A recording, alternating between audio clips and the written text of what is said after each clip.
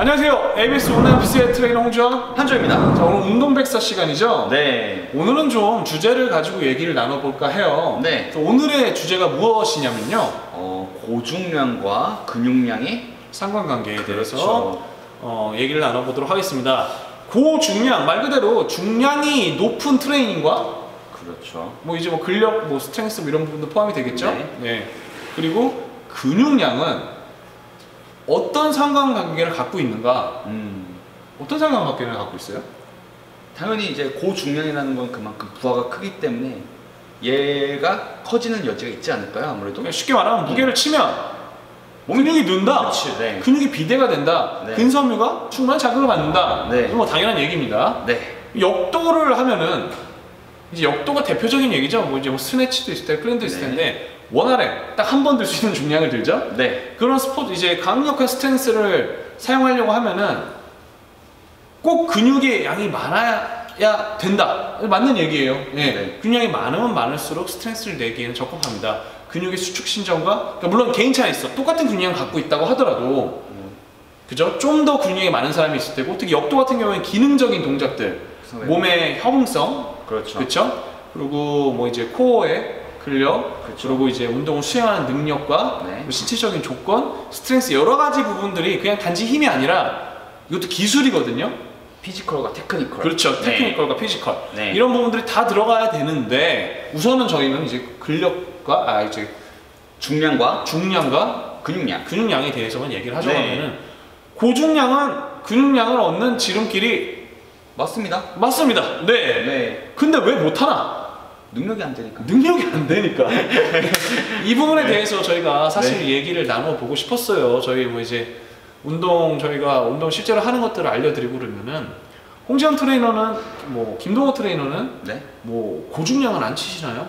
고중량이 만약에 벤치프레스가 뭐 1부터 100kg, 1kg부터 네. 200kg까지 있다고 하면은 몇 킬로부터가 고중량이고 몇 킬로부터 중중량이고 몇 킬로는 하중량이 있나? 그건 없거든 사실. 네, 맞아요. 네. 그럼 체중과 비교해도 뭐 높은 중량, 뭐 체중보다 높이 들면 뭐 그래도 중량이 좀 높은 편이긴 할 텐데 네. 이 부분은 사실은 우리가 그냥 상대적으로 느끼는 부분일 뿐이지 네. 그 경계선은 사실 모호하다는 거죠. 네. 그래서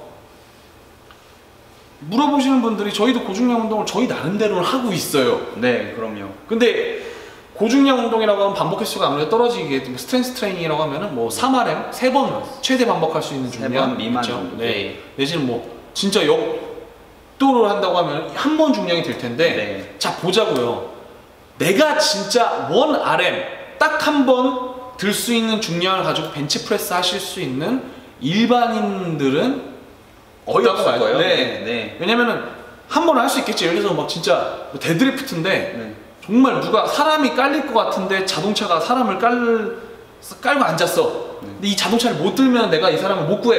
그쵸. 그럼 진짜 원안에 딱 한 번을 택해가지고 네. 뭐 이런 힘을 낼 수도 있을지 몰라요. 그렇지만 할 때는 모르지만 끝나고 났더니 뭐 이두근이 끊어진다든가 파열돼 있고 네. 멍들어 있고 이런 위험성들이 있다는 거죠. 네. 그러면 실제 운동을 하기 위해서 이런 다양한 위험성들을 가지고 내가 충분한 테크니컬적인 부분들이 네.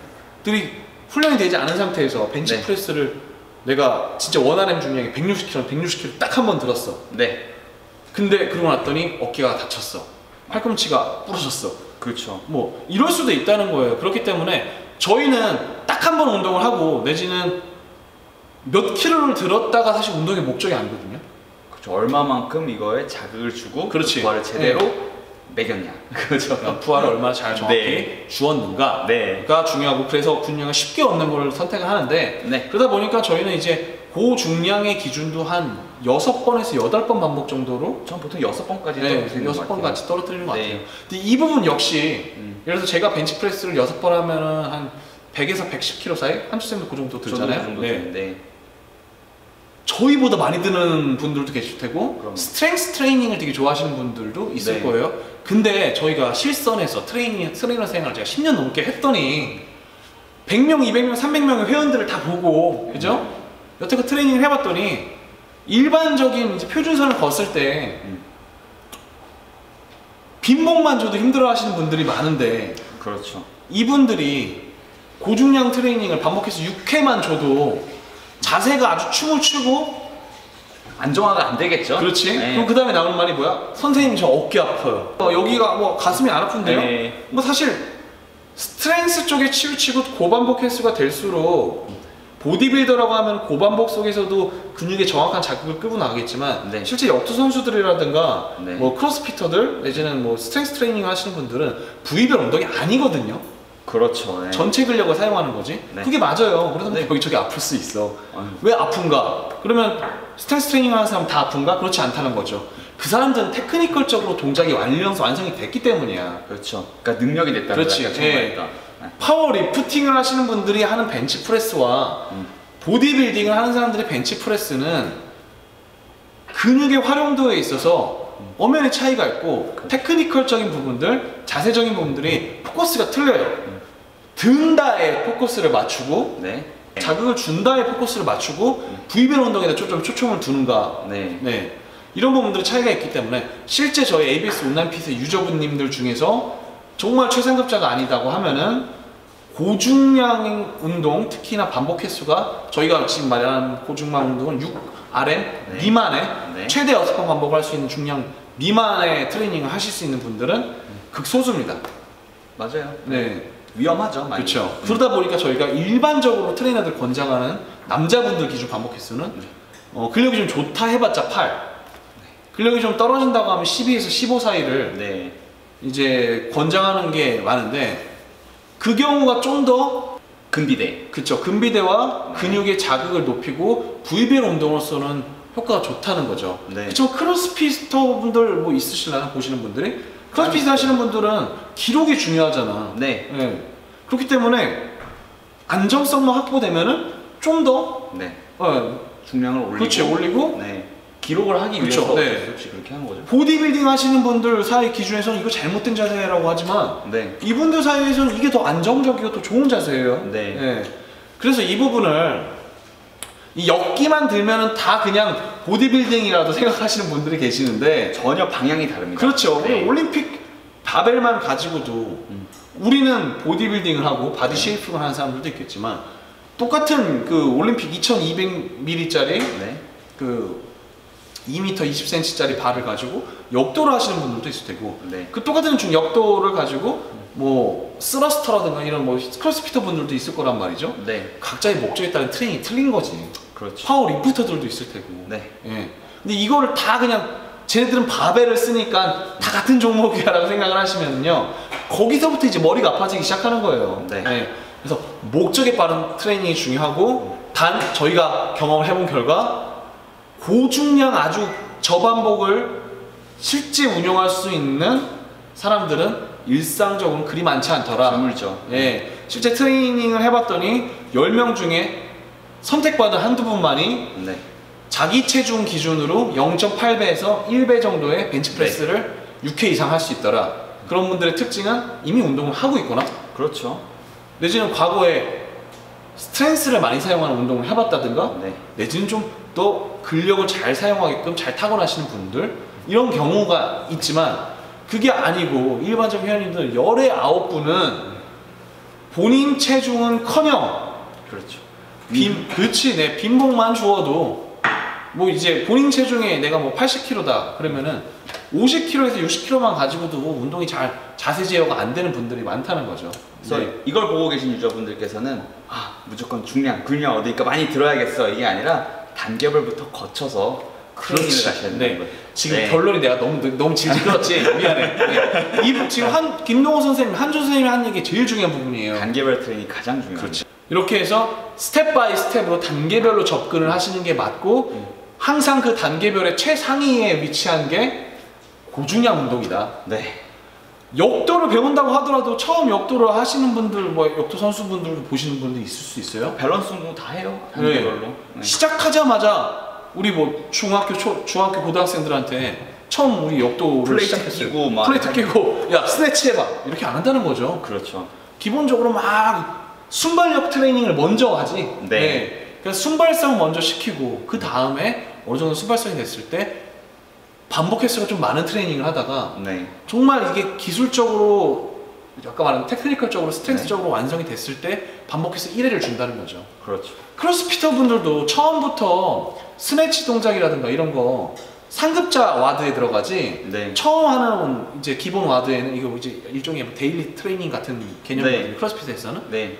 뭐 무슨 뭐 버피 같은 동작들이라든가 내지는 뭐 스러스터 동작들도 쉽게 해주고 그리고 뭐 점프 스텝 뭐 이런 동작들이 들어가고 나서 이런 기본적인 와드들 이후에 정말 상급자 와드들이 뭐 엄청나게 막 테크니컬적인 뭐 스트레치를 하고 네. 뭐 이런 부분들은 뒤에 들어간다는 거죠. 네.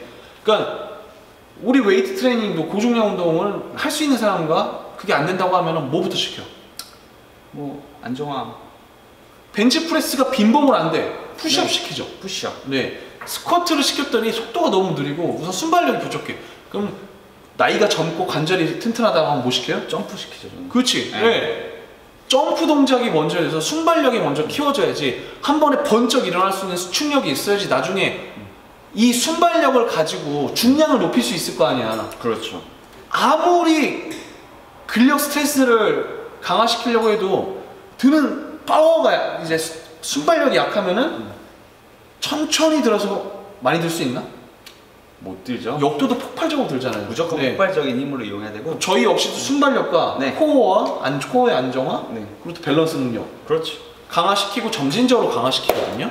뭐 크로스핏, 역도, 뭐 파워리프팅 다 마찬가지라는 거죠. 그래서 이 운동을 접근하실 때 고중량 운동이 근육량을 그렇죠. 증가시키는 네 맞아요. 이거는 네. 진리야.